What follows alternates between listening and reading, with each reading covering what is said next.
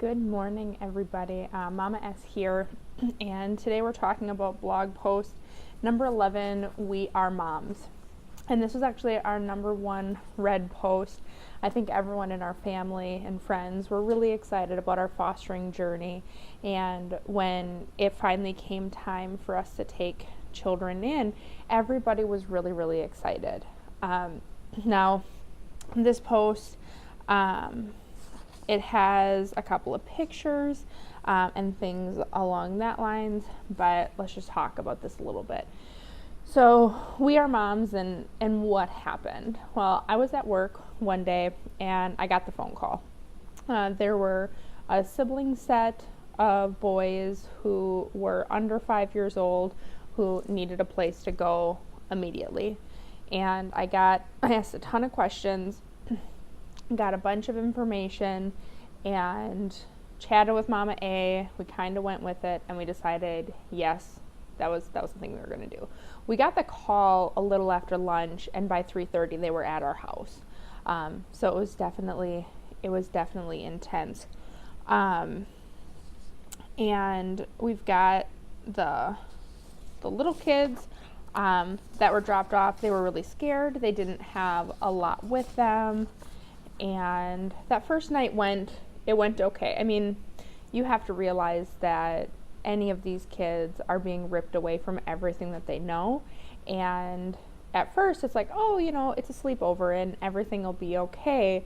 And after a couple of days, just like if you have biological kids and you send them to grandma's for a week, the first night is exciting, but then it's like, well, where's mom?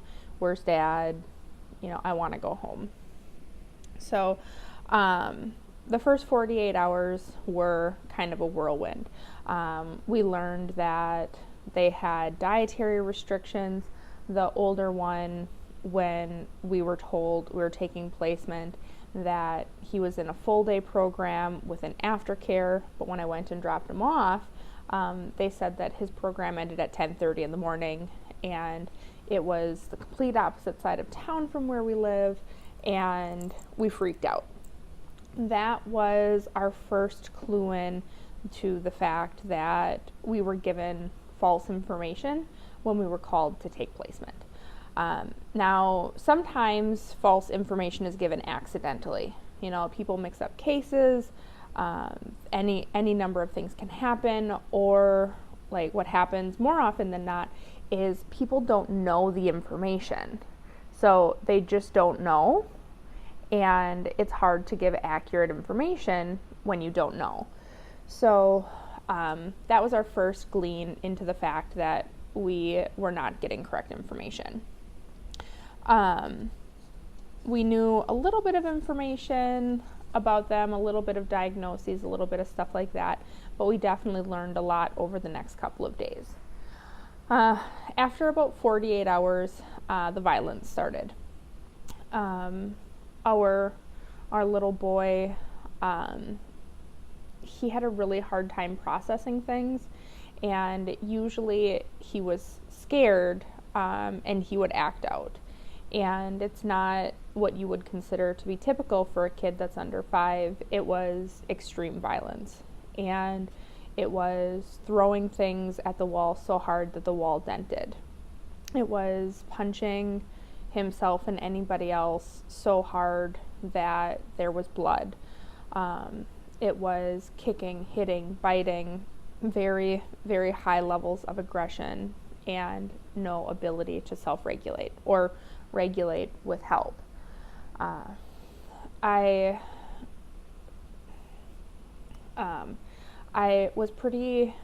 kind of tuned in and realized that he was scared. So I would squat down and I'd put my arms out, and in a very almost aggressive, but not an aggressive in a mean way, I would say, "Do you need a hug?"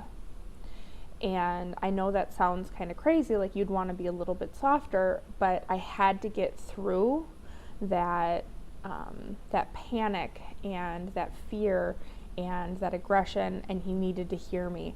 And that would be enough to just kind of stop him.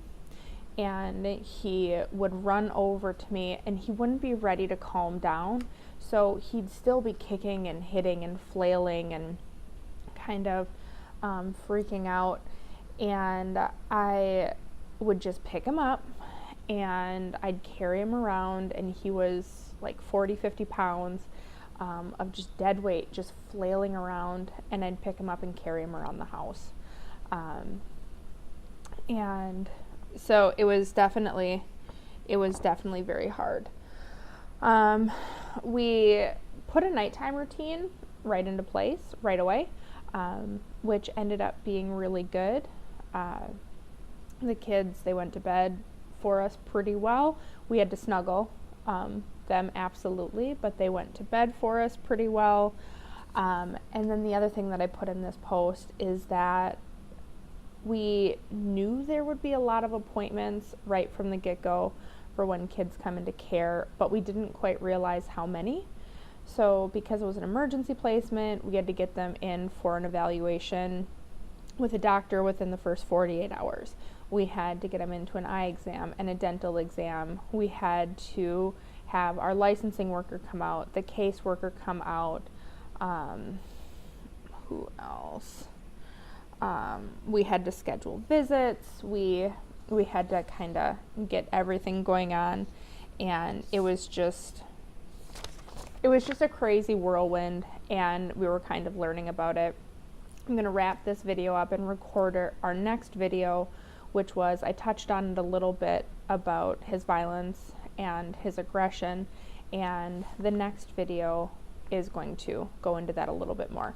So thank you very much for watching. If you're enjoying, please subscribe to our channel. Please share the video. We want to connect with as many foster parents or anybody really that's interested in foster care. So go ahead and share our videos. Thank you.